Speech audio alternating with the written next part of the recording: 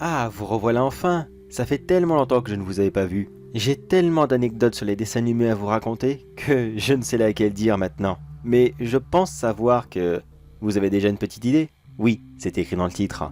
Alors, sans plus attendre, nous allons aujourd'hui parler d'une web-série et ça sera la toute première fois d'ailleurs. The Amazing Digital Circus. Et désolé pour mon accent, il est vraiment mais vraiment pourri. Bon, pour tous ceux qui ne connaissent pas, qu'est-ce que c'est cette série? Eh bien, sans spoiler bien sûr, car pour ceux qui connaissent, la série n'a que 2 épisodes. Très populaire, les fans ont adoré, le public était là à 200%, mais que 2 épisodes. Alors faisons tout de même attention à ne pas spoil, ça serait quand même dommage. Se faire spoil juste 2 épisodes, vraiment, ça serait pas de chance. Dans cette série, nous suivons les aventures d'un petit personnage nommé Pony, qui est vêtu d'un costume de bouffon ou d'arlequin si vous préférez, et qui atterrit malgré elle dans un cirque digital. On ne sait pas trop comment en fait. Cet univers reste très mystérieux. Le peu qu'on en sait, c'est que Pony a visiblement atterri dans celui-ci en enfilant un masque sur les yeux, probablement de la VR, et que l'un de ses premiers réflexes est d'essayer de l'enlever, mais malheureusement, elle n'y arrive pas. Maintenant, elle est bloquée dans ce monde avec ses nouveaux camarades. Petite présentation de ses camarades justement. Nous avons Ragatha, une petite poupée rousse qui voudra à tout prix devenir sa meilleure amie. Enfin à tout prix, on n'a vu que 2 épisodes. Si ça se trouve, elle cache peut-être quelque chose. Mais je n'en dis pas plus. Il y a aussi Gangle, une dame représentée par un turban enroulé sur lui-même, et qui comme visage utilise un masque, enfin 2 masques, le joyeux et le triste. Ça aussi c'est une blague mais je n'en dis pas plus, je vous laisse découvrir. Zooble, une dame qui est représentée par un Picasso, on dirait, je ne sais pas trop ce qu'il voulait représenter par là. Oui, c'est de l'art, comme il dit dans Toy Story, mais c'est de l'art, gros lard. Ne cherchons pas plus loin.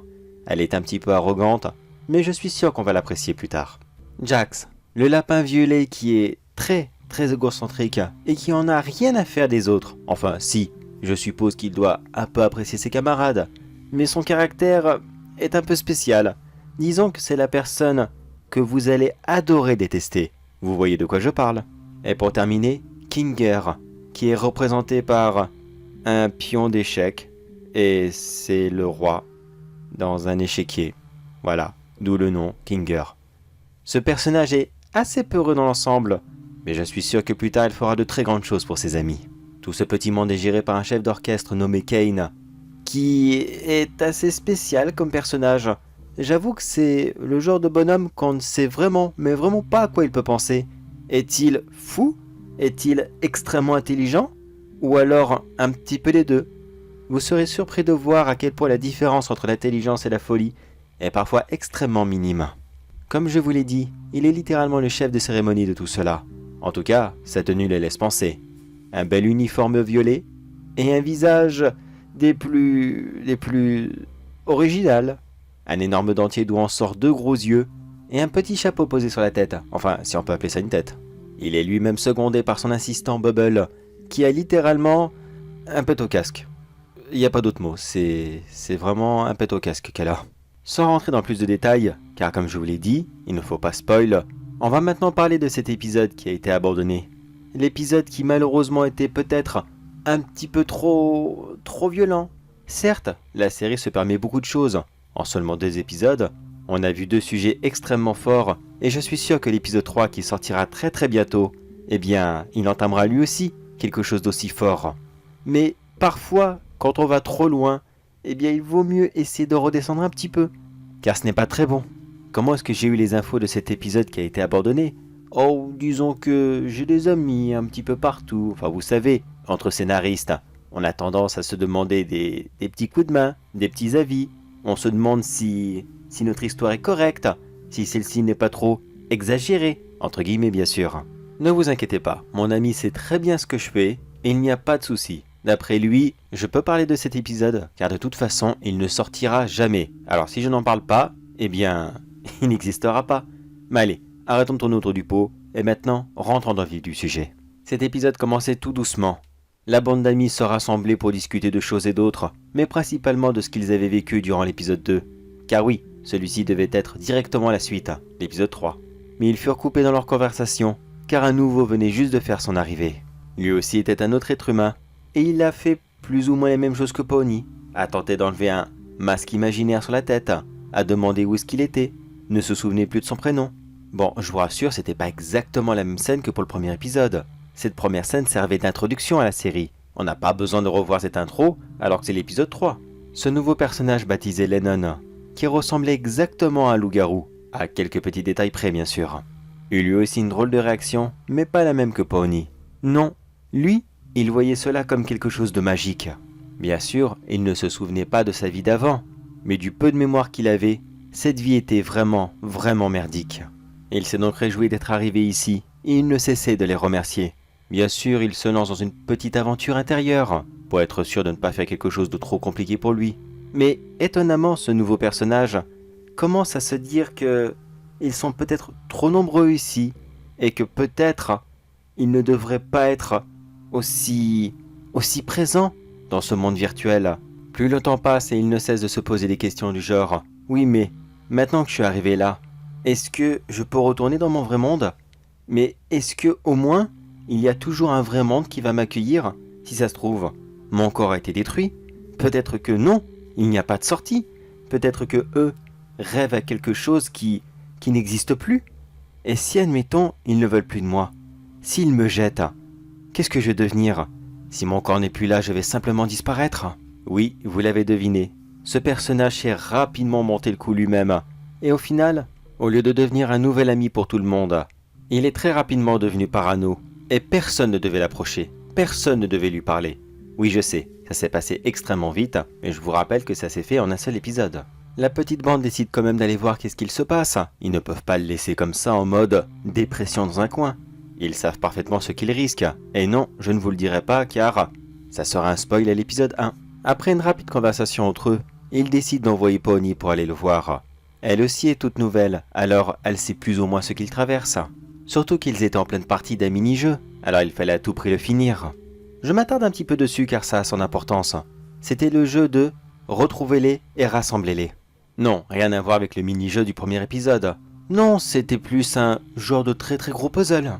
Et aussi l'énorme différence, c'est que chaque morceau empilé ensemble pouvait donner une forme qui elle-même pouvait prendre vie et ils pouvaient s'amuser avec. Alors les autres continuèrent à chercher les pièces, mais visiblement, il en manquait beaucoup trop pour finir la partie. Pendant ce temps, Pony alla jusqu'à la chambre de leur nouvel ami. Elle toqua tout doucement pour lui demander si tout allait bien. Celui-ci lui répondit que oui, et elle pouvait rentrer si elle voulait.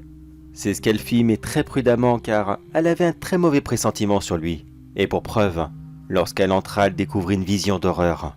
Ce fou avait rassemblé toutes les formes du mini-jeu, et les avait rassemblées sur une forme complètement asymétrique, qui n'avait ni queue ni tête.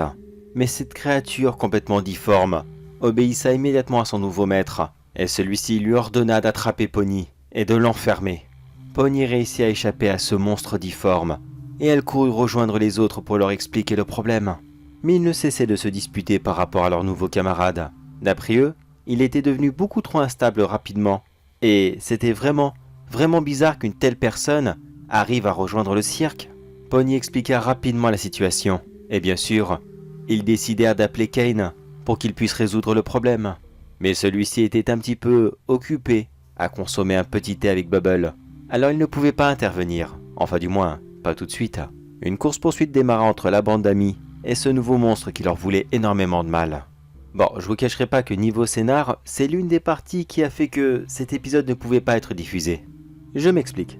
À la base, le monstre devait tuer l'un d'entre eux. Lequel? Ça, il ne savait pas encore. Comment? Ça non plus, il ne le savait pas.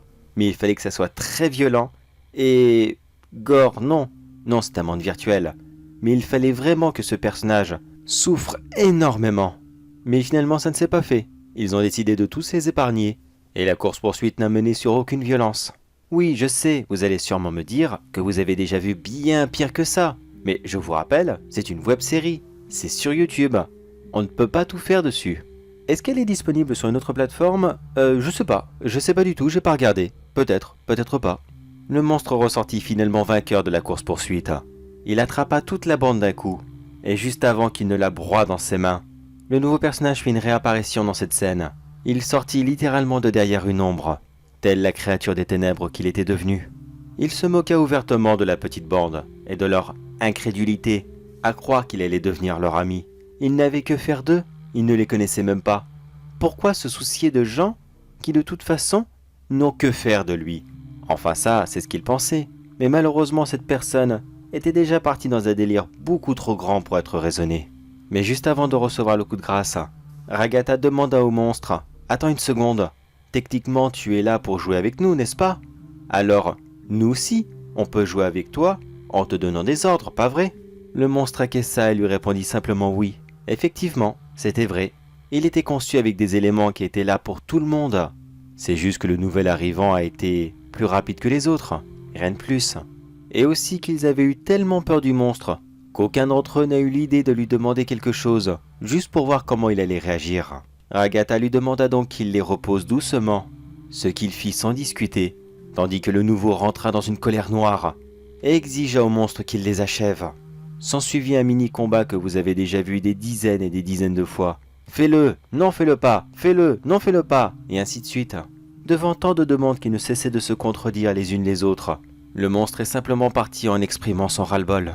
Ken fit son apparition quelques instants plus tard, et tout le monde lui expliqua rapidement ce qu'il s'était passé. La création du monstre, la course-poursuite, la tentative de meurtre. Mais le pire dans cette histoire, quand Ken a demandé au nouveau si c'était vrai, si toutes les accusations étaient bel et bien fondées, celui-ci n'a absolument pas nié. Pour lui, ce monde lui appartenait, et il était hors de question qu'il le partage avec qui que ce soit.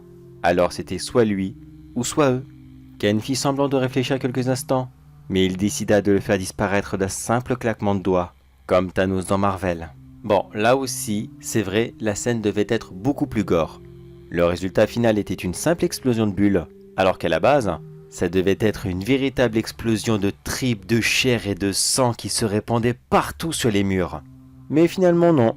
YouTube, il ne faudrait quand même pas montrer des choses horribles aux plus jeunes, même si pourtant, il y en a déjà plein. Mais bon, j'en reste là car de toute façon, je pense que ce n'est pas moi qui vais refaire le match. C'est juste que... il faut que je prenne un peu l'habitude avec ces web-séries. L'épisode se termine avec les amis qui rient tous ensemble, en demandant à Ken de ne pas faire apparaître quelque chose d'aussi horrible et effrayant la prochaine fois. Il leur fit la promesse qu'il n'allait pas revivre une aventure aussi effrayante avant un bon moment. Mais quand on regarde sa main, on voit très clairement qu'il a les doigts croisés dans le dos. Alors, qu'est-ce que réserve l'épisode 3 ? Ça, je vous laisserai le découvrir le 4 octobre 2024. Et voilà, c'est le résumé de l'épisode qui a été abandonné car jugé un peu trop violent, un peu trop effrayant pour le jeune public. Honnêtement, j'espère que l'épisode 3 sera vraiment bien creepy pour être sûr et certain que YouTube l'est dans l'os. Oui, je sais, ça peut paraître bête et puéril de ma part de dire ça, mais c'est bon. La série a trouvé son public, tout le monde l'adore, elle cumule des millions et des millions de vues, je pense qu'elle ne peut plus rien dire maintenant. Et vous, qu'en pensez-vous ? Vous auriez adoré le voir cet épisode ? Moi personnellement, j'aurais vraiment bien aimé. Qui sait, peut-être un épisode bonus ? On ne sait jamais. Mais attendez une seconde, je parle et... Oula, dis donc, l'heure avance vite. Ça faisait un bon moment qu'on ne s'était pas vu. Mais vous savez quoi ? Je crois qu'on va en rester là pour ce soir. Promis, je reviendrai rapidement car on a encore beaucoup, mais vraiment beaucoup de dessins animés à parler tous ensemble.